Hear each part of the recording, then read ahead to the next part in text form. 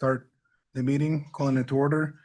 Just a reminder for all of us that are still here in present, make sure that you turn on your microphones before you speak. And for those that are attending online, before you speak, if you can just remind or refresh your name, that'll help us out having the conversations.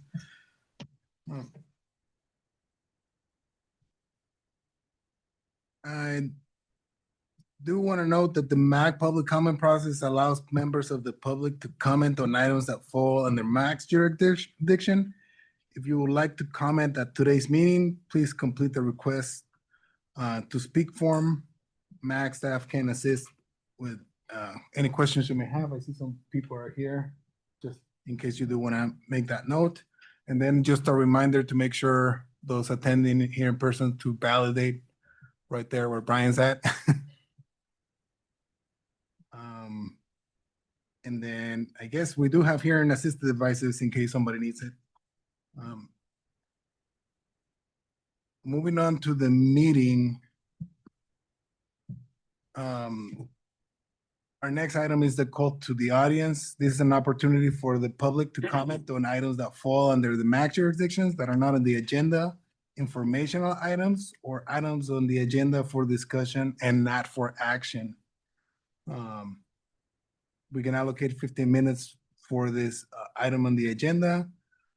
But I don't think I didn't receive any advance notice of comment. Did you, Barbara? No, I haven't received comments either. Right. If any of the people present right now want to make any comment? If not, we can then go ahead and move on to the next item. And just a reminder, this will be a short agenda, but please bear with us. On the item number 3 on the agenda, we had an item to recognize the previous chair. However, Gene was not able to join us today, so we'll probably end up pushing that till next month so we can properly thank him for his participation as the chair on this committee. Moving on to item number 4, approval of the meeting minutes. We all received the agenda packet in the minutes a week ago. I know it's been a while since we last saw this document, but if you all want to take a couple of or a moment just to glance through it, or if anybody has a comment offhand that they want to note.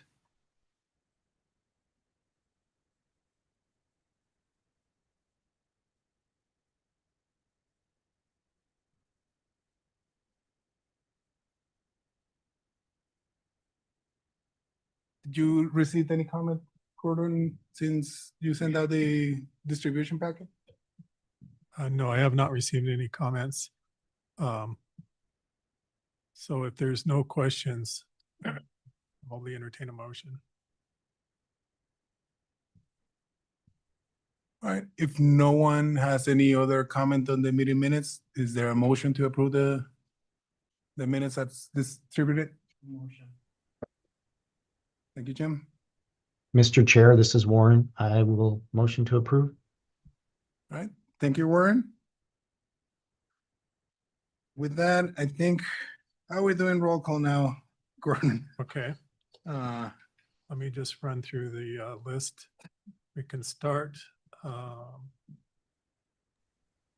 Let's just go through alphabetically, starting with ADOT. This is Mike, yes. Avondale. Jim Badowich, yes. Buckeye. Okay, present Chandler. Yes. El Mirage. Yes. Thank you. Lawrence. Gilbert. Yes. Glendale. Yes.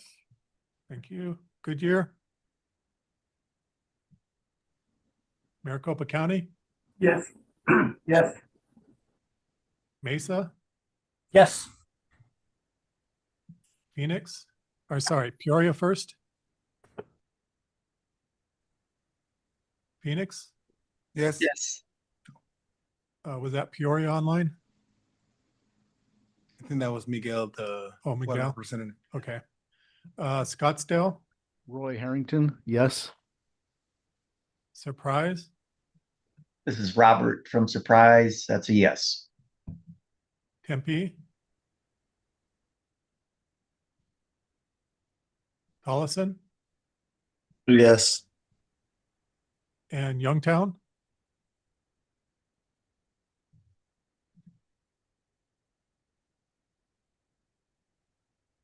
We have 12 yeses, so the motion passes unanimously.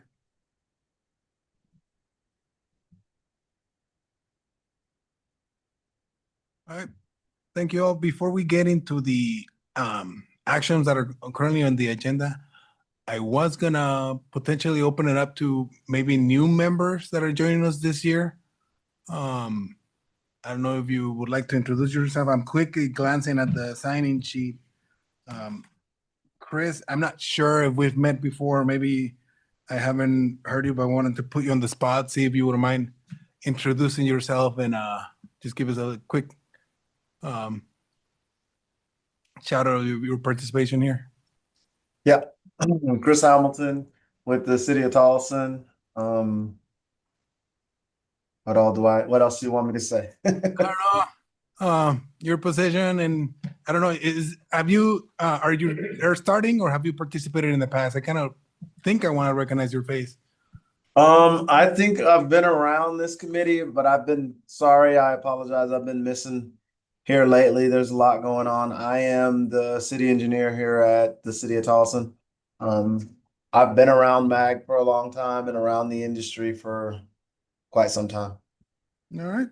Well, I'm glad that you came to the meeting today and participate. Looking forward to it.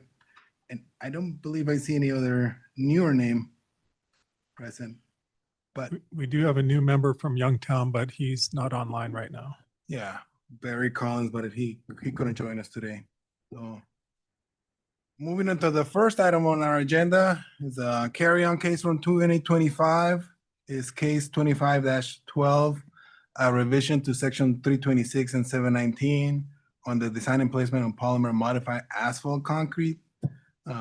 This item is being brought by the materials subcommittee, but I'm not sure. I didn't see Rob in the I believe Hunter said that he could fill in for him today. oh, can you help us out with that, Hunter? Oh, great.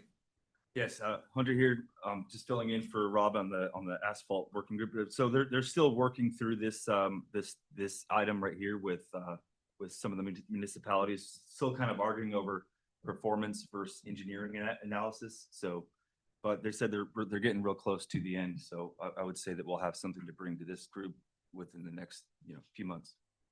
All right.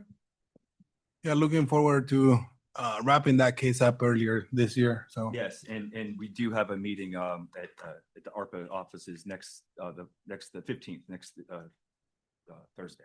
okay. I think this will go ahead. Mr. Chairman, Hunter, would you mind kind of giving an overview of what you're doing on that case since we're new for the year? Yeah, well, I'm not I'm just kind of speaking. I'm normally the concrete cement guy. So I know with this, they're just opening up some of the the engineering analysis versus the performance analysis. I think talking about voids and a few other things with polymer modified mixes. Again, I'm not super privy on it all. Oh, okay. So Going towards the Mesa specification. Yeah, that's the goal. It really end goal. They're kind of meeting with the EVAC, the East Valley. Right. East Valley. And so that'll have basically separate testing criteria than the conventional mixes. So, yeah, no, just to help you. So in essence, currently, right now, the 719 version of the polymer modified asphalt is based on a Marshall mix design Right. and acceptance criteria. EVAC has done a lot of work on improving the polymer modified mixes. So I think the whole case is revamping the specification to make sure that we allow that design criteria that Mesa has established, but then also the acceptance criteria, because you can't just enforce the Right, current acceptance experience on EVAC mixes. So, right, right. I think the issue that is at hand right now is currently there is a requirement for lab airboards that cannot be really applied apples to EVAC mixes. So Right. that is where the need of either engineer analysis or performance Yeah, and just evaluation. the needs to take logistics place. of that are kind of being kind of tossed over and argued over. But yeah, like I said, everyone's more than welcome to show up to those meetings held at the ARP offices, and they get you a good update and also kind of a seat at the table. There's been a lot of Gilbert people there as Mhm. well. Okay. It's been good.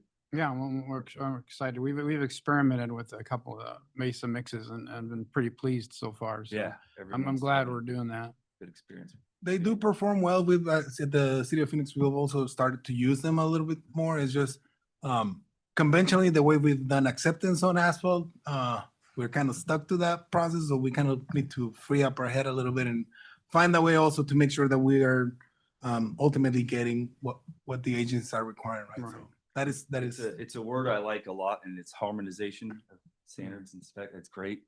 So So- I like that when we can all kind of get together. Yeah. So Okay, good. more on that to come.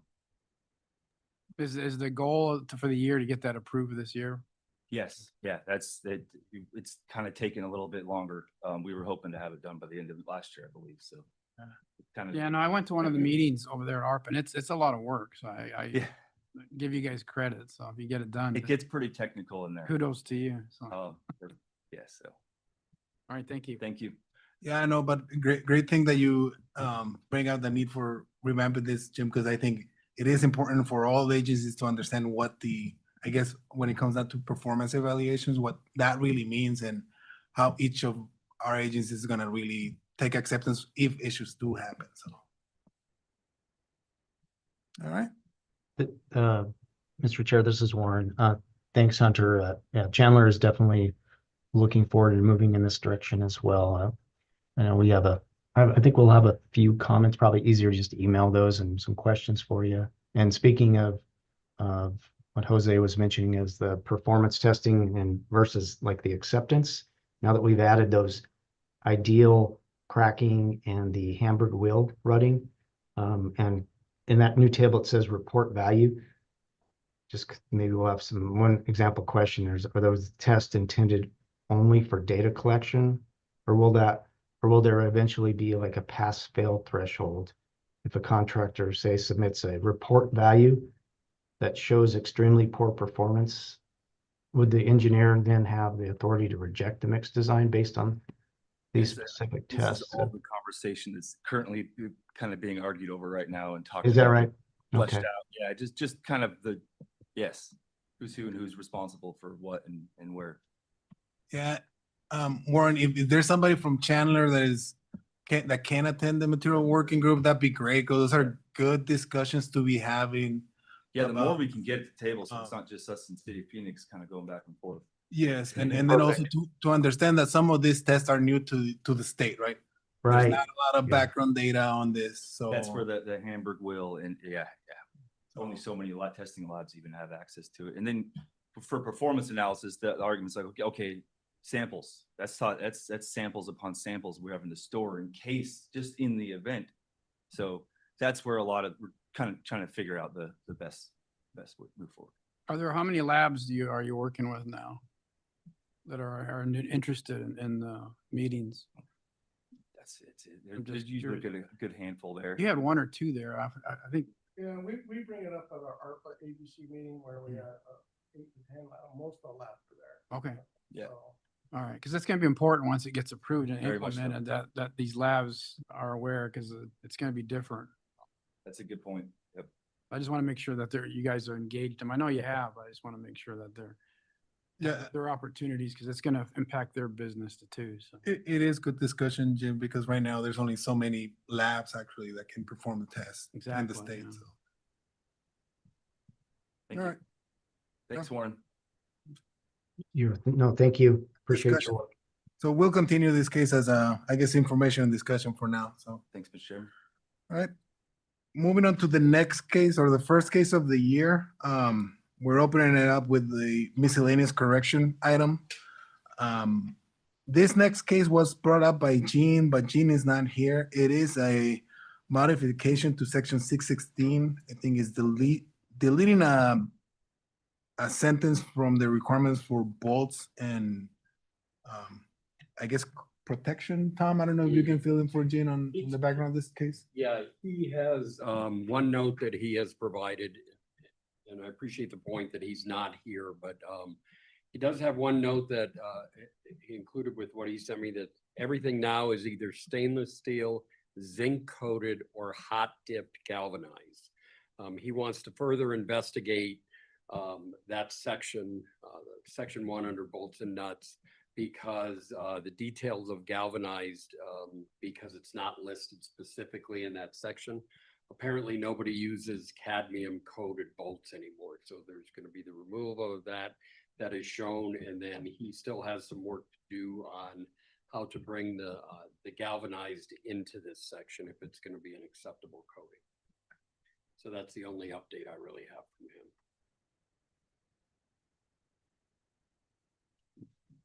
This was also kind of brought up because in the past we were trying to get cadmium plating out of the meg specs because it's got environmental issues. So this was just one that we had missed at an earlier case. Yeah, and from what Gene shared on separate email conversations, apparently it's not even commercially available anymore.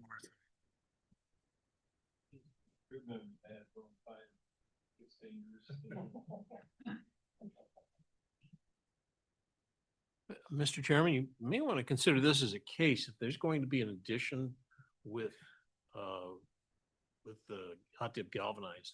That's kind of not a blooper anymore.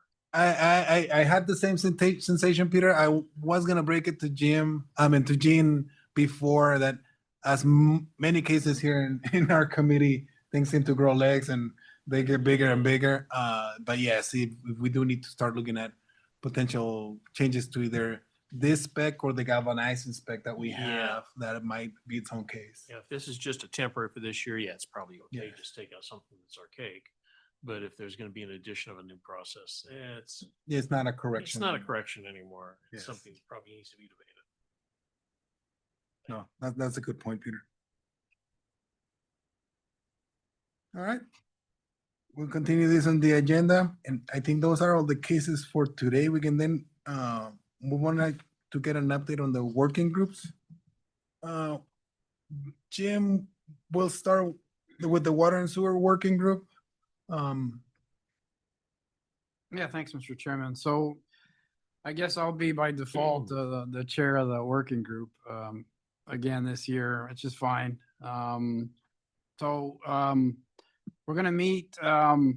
We've got a few potential cases we wanted to try to maybe get some action on this year. One of them working on is the testing of the video testing.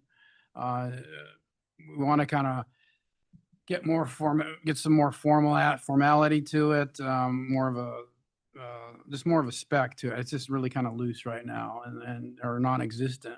And so that's basically for video inspection. There just seems not to be an industry standard with the testing, with the labs that come out and do the video cameras. So we want to develop that. And then another component of that is a mandrel testing. We had an expert. He was kind of working with ASTM and he's kind of works part-time. And so we wanted to maybe touch base with that and maybe come up with some standards for that too. So we want to look at that, mainly mandrel testing, for deflection. And then again, on the video, just get some specs pinned to it. And we're actually working with your counterparts in the water department, because I know you guys do your own video testing. And so Rob Godwin from my division has worked with a couple guys from your department, or they're at that department. So we hope to get something this year tackled on that. So. And is that just on gravity systems or just on sewer or all gravity systems? Just gravity. Okay. Gravity sewer.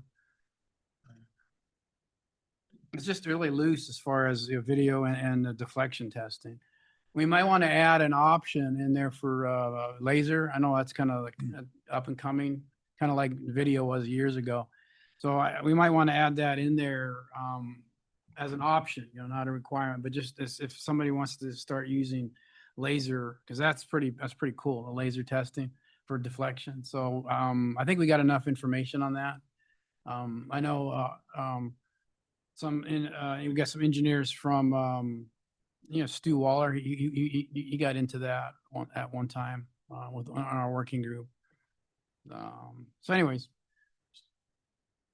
that so we've got a couple things that we've kind of started on. We're gonna kind of finish. All right, great. And Thank so, but we're gonna meet. The meeting time will be our first meeting of the year will be Tuesday this month, January 20th at 1:30, and it'll be online. So, and Gordon will be sending that out on the website there, online. So, yeah, we're looking for some good cooperation. We've done a lot of good things over the years, a lot of good cases. So, I know we want industry there. I know Paul, you participated. Anybody, any contractors, so the more input we get, the better it is, obviously. So I think we did a couple independent camera guys involved. Yeah. So, yeah. And again, at our working group, anybody wants to show up with some new cases and stuff, things to look at, we're welcome to deal with it. So. Because things are changing, tools are changing. The whole industry is such, by the time we get everything spec'd out. There'll be new technologies like the manual and the laser. Well, man, like the materials on manholes have really expanded. You got composite manholes, plastic manholes. We've got a couple of them in there now. I know a lot of cities are going to the precast manhole bases. So we got that in there already. So there's just a lot of new materials. I get calls occasionally from industry, saying, "Hey, how do we get mag?" I said, "Well, we have a section just for materials." And, you can start there, but, we're always looking for new materials. I mean, that's, I know we got PEX now in there as an option this year for, in lieu of copper services, which is a good thing. So, we're trying to stay current with industry. But there's a couple of things that need updating. I know we work with the water products people, for ductile iron pipe, and that there's stuff that needs to be updated as well. And so that's fine. We want to tackle all that. So anyways, I'm looking forward to another productive year. So, well, thanks, Mr. Chairman. Yeah, the working group did a lot of work last year, so. Peter, can you give us an update on the outside of right-of-way group? Another busy group? Yes, thank you, Mr. Chairman. Yes, we had our final meeting of the year on October 16th. And it was a summary, really trying to prep us to get to our first meeting of this year. Hopefully people working on some cases while the break was going on. The one case we will have brought up is probably our first one is going to be the riprap spillways. That's fairly well developed at this point. We've actually got a little bit more information now and be able to explain when you would use riprap, when you'd use grouted riprap, slopes associated with that. Done some research on that to really kind of hone it. So it's not just here's riprap, put it on in. It's not really one-to-one option. We've got really good input from the city of Glendale on that, which they talked to the maintenance department and provide us feedback on when they didn't want to see riprap because of the ability to not clean it as easily. So it's got to be in a situation where it's self-cleaning, where the slope is steep enough to where it can actually flush out the fines as opposed to something too flat. We actually, in the case when we bring it forward, we'll have pictures also of cases of where each different variety has been used. You'll see reasons why you don't want to use riprap when it's on a relatively flat situation. It's just a muddy bog at that point growing weeds. So that one's a fairly well developed case. We should be able to, well, I was going to bring it in February, but a week from today, I have my right knee chopped off and a new one put on in. So I doubt I'll have it ready till March at this point. So But I think March definitely will be bringing that case forward. The other cases that are being worked on, of course, the multiple tank option. We got the single tanks through. Now we need to have the multiple tank options. We've had some volunteers look at the cast in place and the precast options. And I think I think at the very least we'll have the multiple tank option this year. I think will probably be some good development on the cast in place and precast. The idea is to try to get those detention tanks options developed, have them in the outside right of way document. So we've got everybody with different options, what's being done. Yeah, Pete, are you guys gonna look forward to doing anything with the other types of collector systems, like the plastic domes? That has been discussed. We probably need volunteers from the industry to work on it. That's going to be Right. the primary thing. Because these tanks, the more that becomes exposed about them, I mean, for the private industry, you're a private Mhm. guy, you haven't put the tank in, but there's no warranty on it. When it fails, it is catastrophic. Yeah, and so the idea, the designs that are going in, the details that are going in, hopefully that's remedying. Now we can't make people maintain them. That's the only, That's true, Chief. yeah, that's the one problem with whenever we're talking about here, maintenance, we can't force maintenance on people. But I think the design elements are mitigating some of the problems that have been seen in I the think I past. better start coming to those meetings when you're talking about that. Yeah. Well, I think we're going to have probably a good lively discussion on our next meeting on that.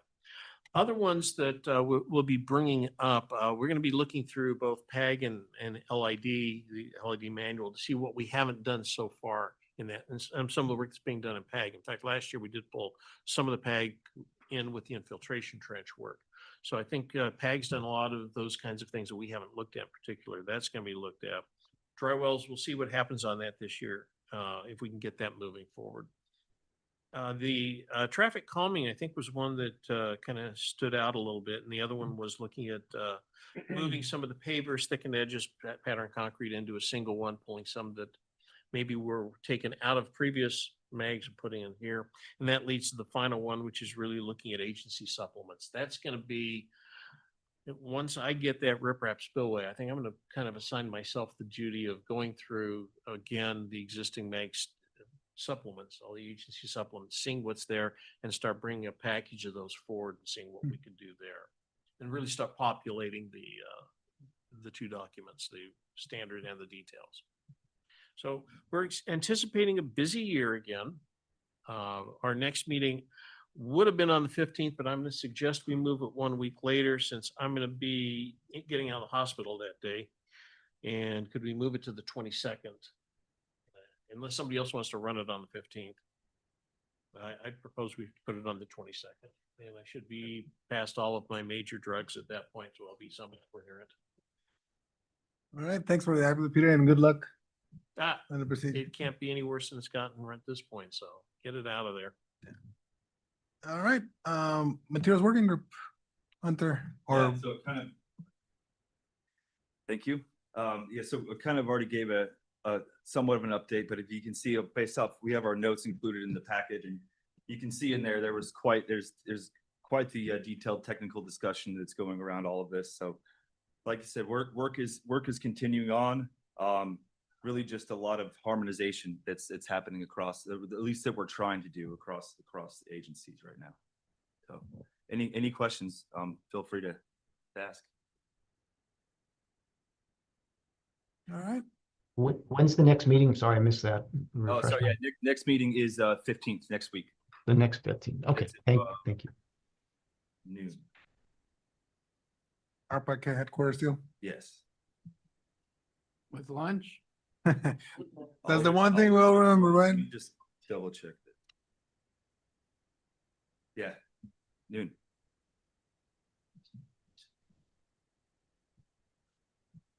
All right.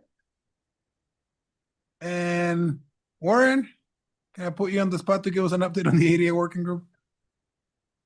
Sure, no problem, Mr. Chair. We had our last meeting in October 16th as well. And again, it was a good year, pretty well attended, with outside or agency and outside agency folks helping on there. We kind of summing up kind of what we were looking at, some potential modifications to the ramp details this year, to add some notes regarding making sure they're constructed perpendicular, so the ramps must be constructed with proper perpendicular grade breaks at the top and bottom. And then the flush transitions, just some notes regarding making sure the transition at the bottom of the ramp is flush with the pavement.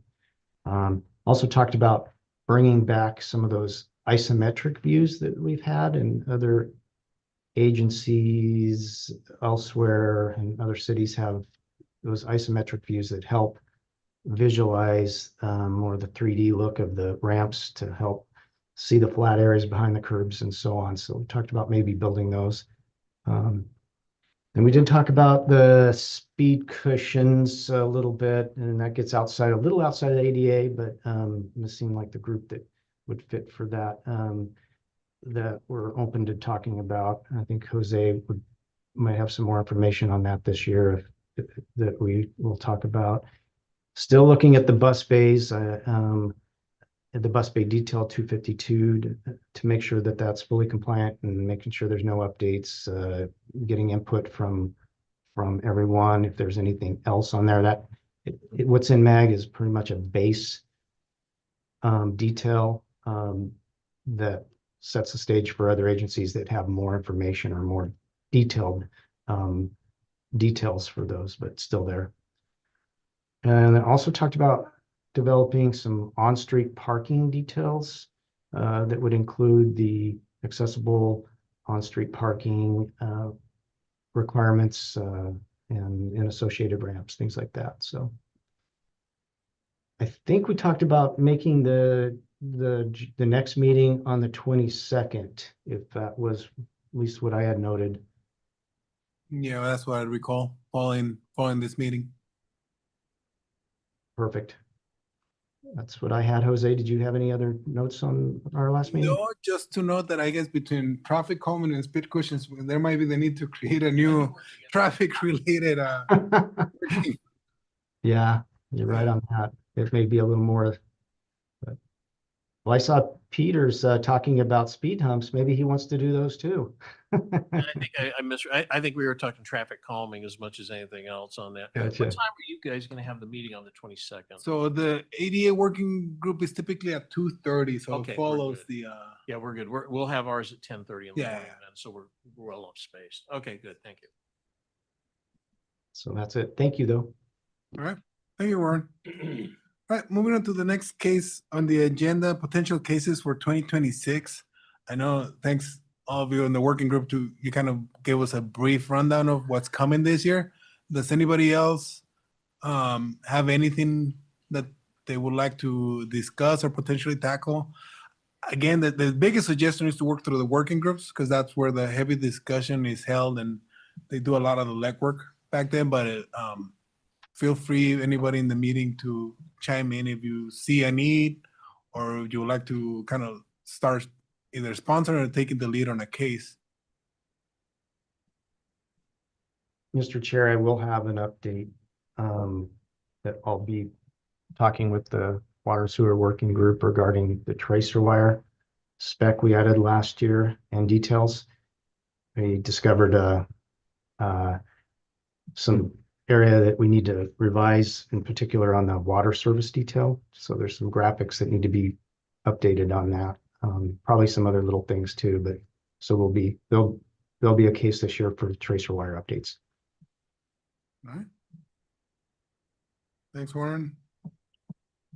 I will add too that I've been doing some research myself on potentially bringing up a case for providing clarification related to grouts to be used for abandonment of underground utilities.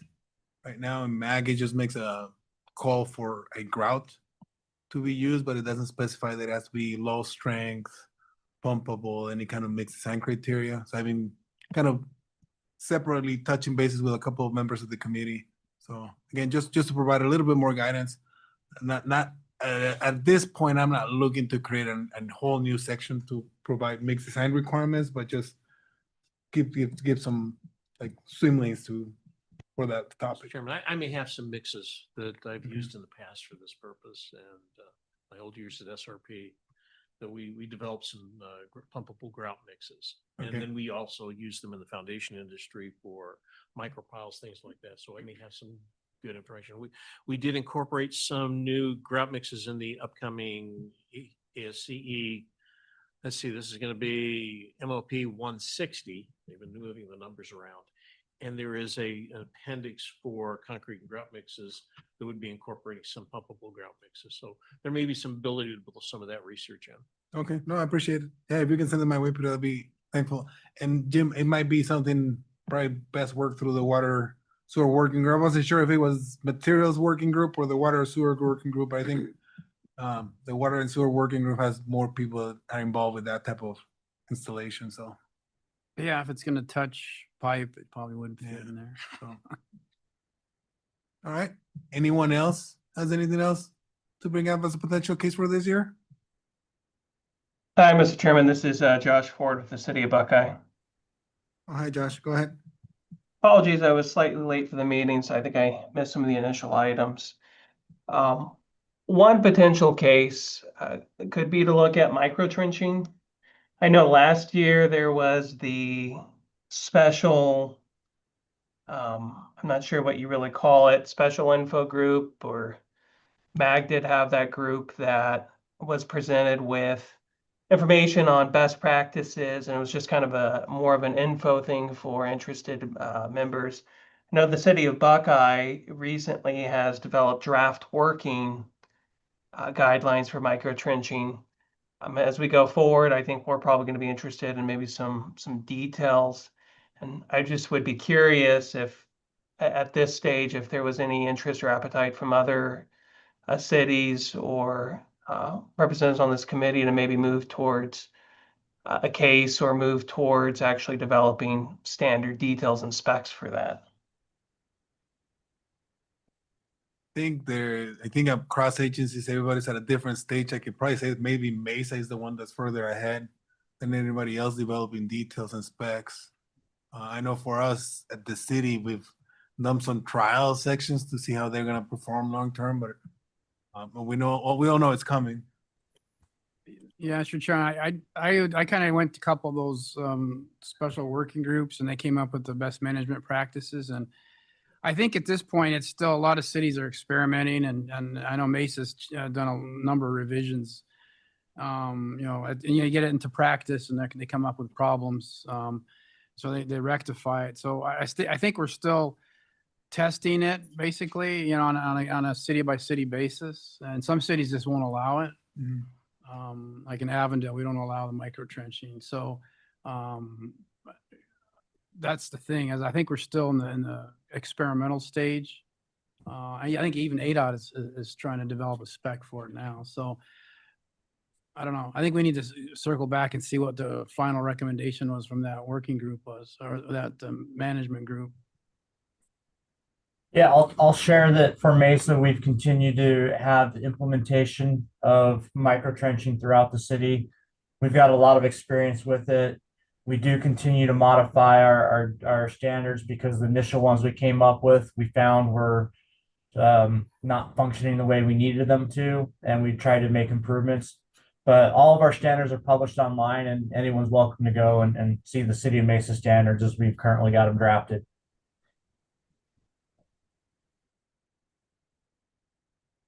Yeah, Ryan, thanks for being the guinea pig out there. So Hey, we all have to build on something, right? So it's helpful that. Realize that they had to have all the old people retire out of control here before they could push this agenda. Never got. It's just, when you're putting 10 pounds of crap in a 5-pound bag, you gotta figure out. Well- They've done tests in my neighborhood. Well, it's come up to the committee before to develop it, and it's kind of been, initially it was kind of, not acceptable because it wasn't, it just didn't match. They couldn't fit it in anywhere. That was the problem. Yeah, well. Yeah, I mean, it is food for thought, because I think I'm with Paul. I think it is a matter of when that requirement will be pushed upon us. Not, I don't know that we'll be able to push back at one point, so. But yeah, we also, when we did our trials at the city of Phoenix, I mean, we had our ideas of how the process should be, right? And as opposed to what the companies wanted to try out. So, but it is, because it is a trial, right? We're kind of open to see whether or not it actually performs. Yeah, because it's, the problem is that how does it come in with blue stake, and being identified, and what are the chance, gets, because of the shallowness of it, it's subject to getting hit a lot more frequently. And we've already got a lot of specs on utilities work, APS, Southwest Gas, they all use. And so it's kind of like, what's wrong with their specs have been in place for years and years and works fine. So why do we need to, for lack of a better word, cheapen it, it works fine. Yeah. My concern of the micro trenching is the patchback. From what I've seen, how's it going to how long is it going to last? And then are they going to come back, every year, every other year and reseal it? Because it's not going to last from what I've seen. So I think ADOT now is requiring to be like a T-top milled out and replaced with asphalt. So that's better. I don't know if they, again, it's more expensive, but again, it's something, it's something that, if you're going to go and work on the street, how are you going to repair it where the city's not going to have this burden, cost down the road to have to patch it, prematurely. Because we don't want, we want the streets, have all these cracks in it. So it's hard enough maintaining streets as it is and expensive enough. So without having to worry about another crack that opens up. So And it defies a lot of clearance rules that we used to enforce. yeah, there's separation. So there's just a lot to it, but like you said, I think we still keep working on it. Maybe we'll get it perfected one time. So If not, maybe a draft detail. But again, yeah, it is hard, right? Because ultimately, if this committee puts something together, right, it can't preference a particular industry, right? It has to be a detail that is acceptable for multiple applications. well, the thing that why it was kind of punted, at the time years ago when it first came about, is that they could tell, and Paul, you probably remember, is that every city was going to have some vastly different, specs for it, because nobody could agree on one thing. And so what was happening is, you might have one standard spec in MAG, but then almost every other agency is going to have a supplement. So no, we don't like that. We want this. And so it's just like, well, what's the point? Nobody's going to follow the MAG spec because every other agency's got their own, because, it's because of, like I said, maintenance issues and stuff like that. And so, maybe you still have one in MAG, but like I said, you're going to end up with a lot of different supplements. And so that's kind of why it initially said, well, I don't know, let's just let the cities deal with it because there's going to be so much variation. Yeah, I guess what we can take out of there is for each of us to go back to our agencies and ask whether or not there would be appetite for an actual max spec. But if, because I'm with you, right? I think there's a lot of opinions on how to best approach this, and if it's ultimately something that each agency or city is going to require, then maybe the best route to go is to go through individual agency supplements. So at least we can have an idea of if there is a need for MAC to just set a particular detail, maybe just the trenching itself, but not necessarily where the running line or anything about that. So maybe we need a working group. They did, and they created a report. A good discussion on that. I appreciate the input. It's something we're just starting to allow in limited circumstances, certain areas, that the context, the situation has to be right. And when the context and situation is right, it seems like there can be some pros to it. As per the discussion, though, there's definitely some potential cons. So something we're starting to experiment with some, but this might just require more time, more agencies to try it, utilize it, figure out best practices, and then maybe at a future date, a future year, there'll have been enough trial and error and experience has determined that it would be the appropriate time then to actually come up with something standardized. But appreciate the discussion. Josh and Buckeye, do you guys still allow regular boring, you know, the standard boring for 608, mag 608? Yeah, boring, like, are you speaking more to like directional drilling for dry utilities? Yeah. Yes.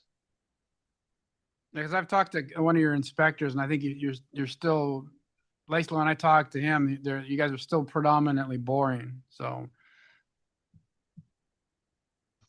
Oftentimes when we cross public roadways, that would be the preference. And that's kind of mixed into even what we're doing with the micro trenching, where it's limited to certain roads and certain portions of the road, and then directional drilling would still have its place. Okay. All right, well, thanks, Josh. Next item on the agenda, staff report, Gordon.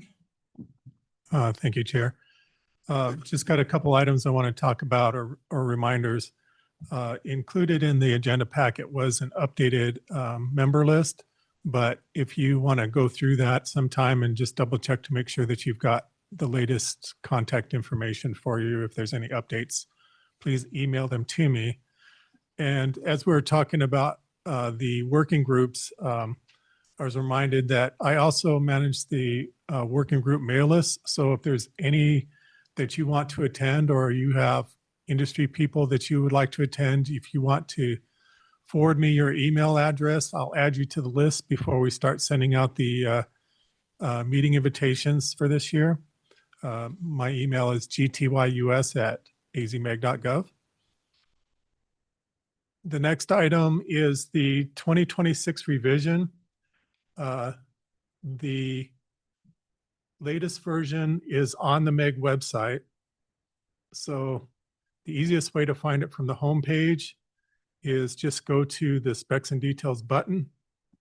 And so as of last Friday, the latest 2026 version of the MEG specs is on our website, as well as the details and the revision packet updates only. So if you just want to print out the updated pages and put them in your books, you can. And also the details in AutoCAD format. Underneath that is the latest version of the outside right-of-way book. So that's also been updated. So both of those references are now there. They're also linked in a few other places on the website.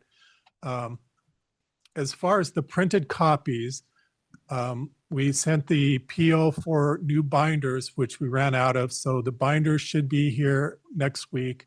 The updates, the updated hard copy books and update packets are supposed to be delivered before the end of the week.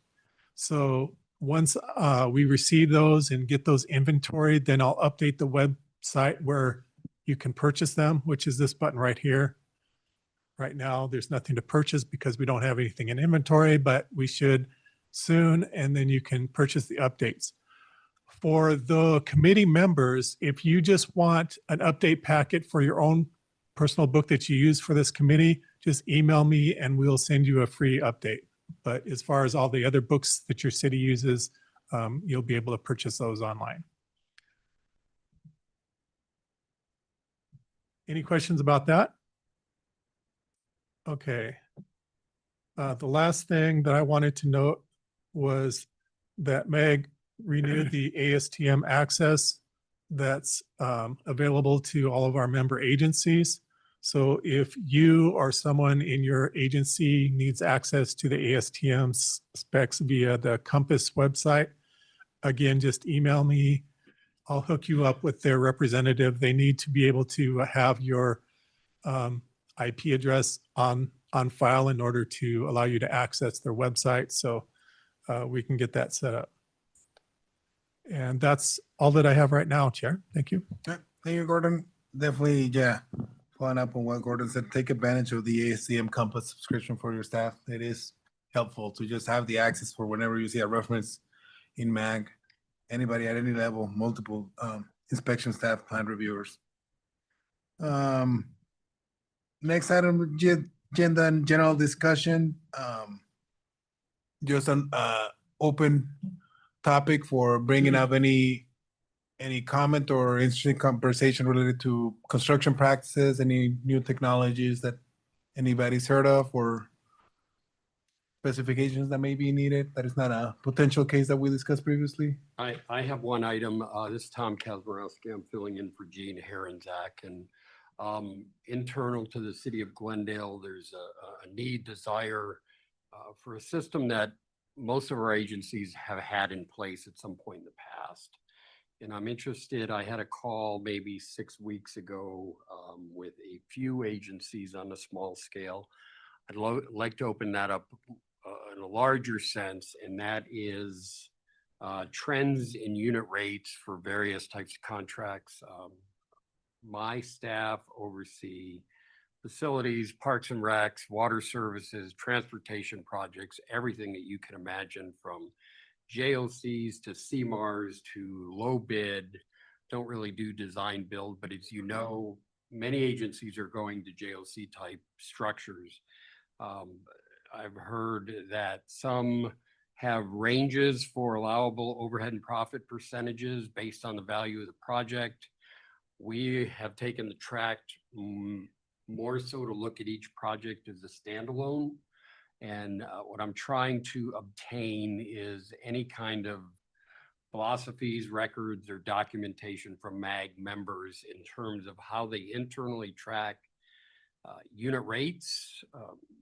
We all know they can be pretty trying to put all the eggs in one basket for vertical curb and how contractors are paid, et cetera. So nothing I'm hoping to solve today, but I'll be curious to reach out or begin a conversation on overhead and profits that we all see based on type of project, value of project, et cetera, et cetera.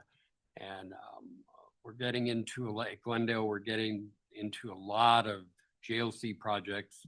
I've talked to several higher end contractors that I've done a lot of work through, and there's many different cards to be played and people protecting their hands, et cetera, and how they convey information. So I'll probably follow up with an email in addition to that group. This is something that's been on my desk for a while.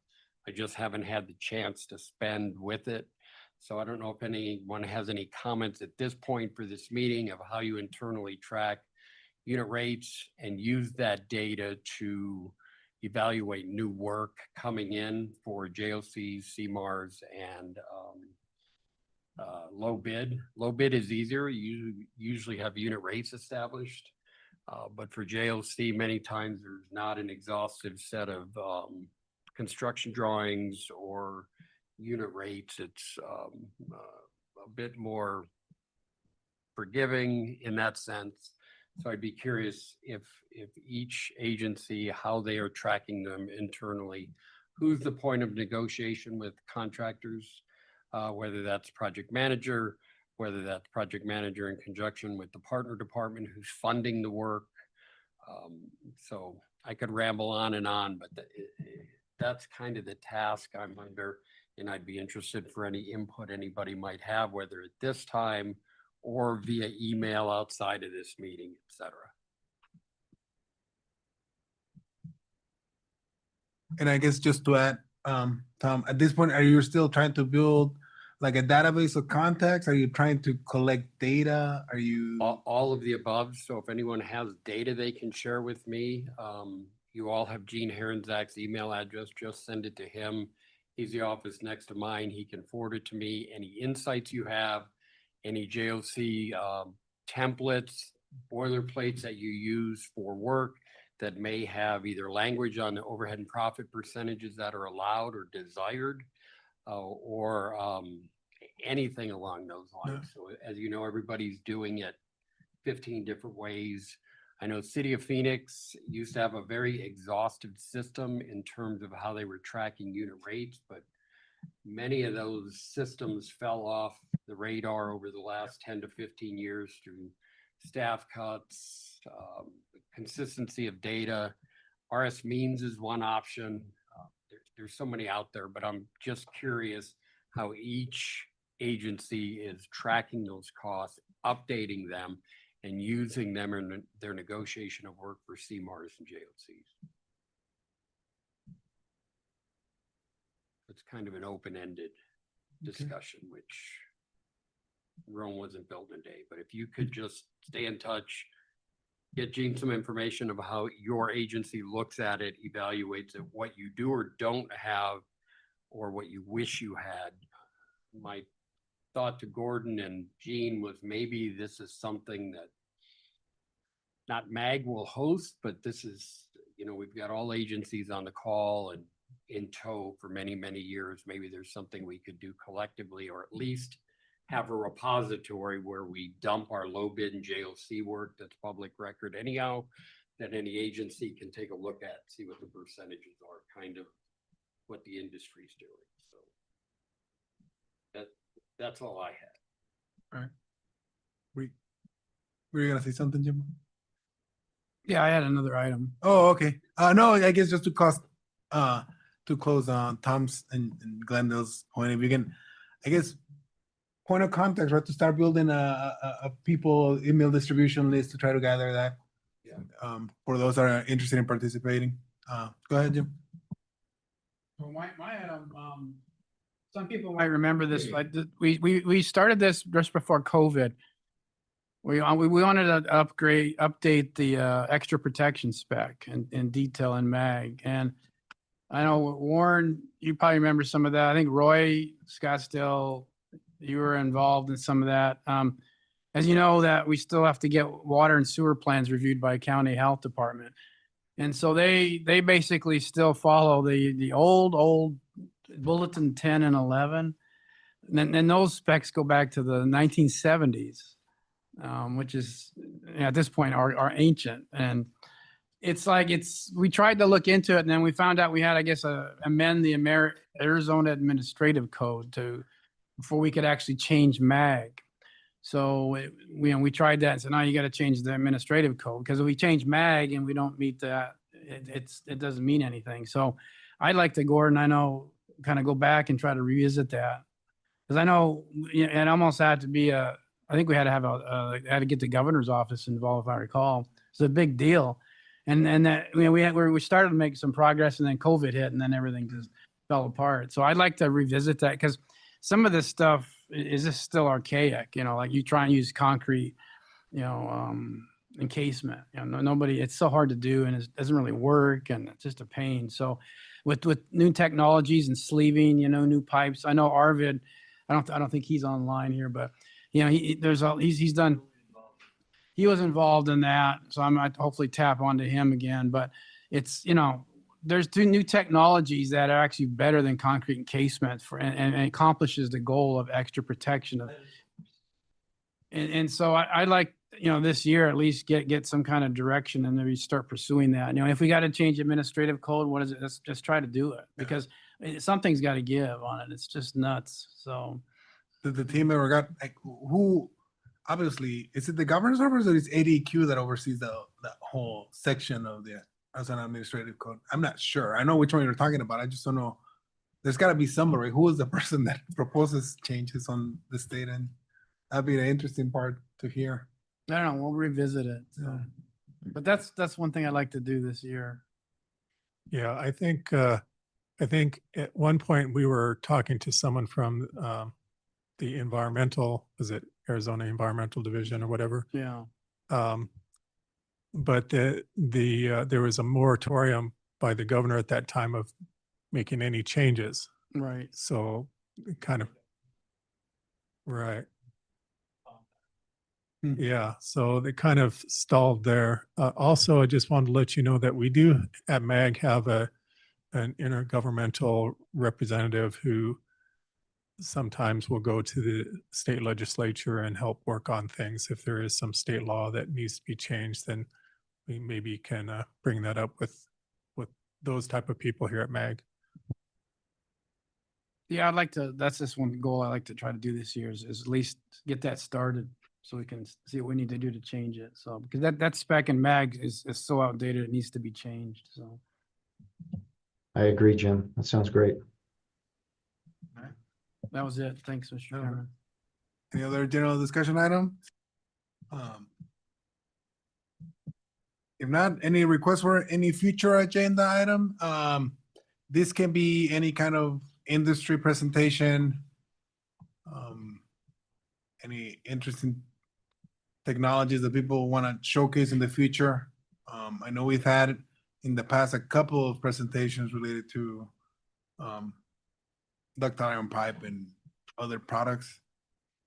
So if any of you here or know of a vendor or technology partner that wants to come in and showcase something, feel free to reach out to Corder or myself. But does anybody have anything off the top of their head right now that would like to share with the committee?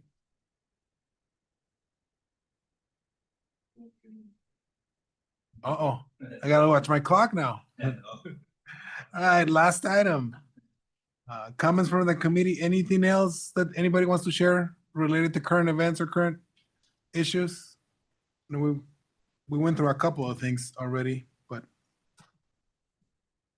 any interesting changes that might affect our industry?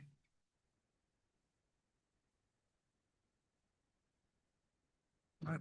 With that said, noting the 3 minutes going over the meeting, I think we'll go ahead and conclude the meeting today. So thanks, everyone.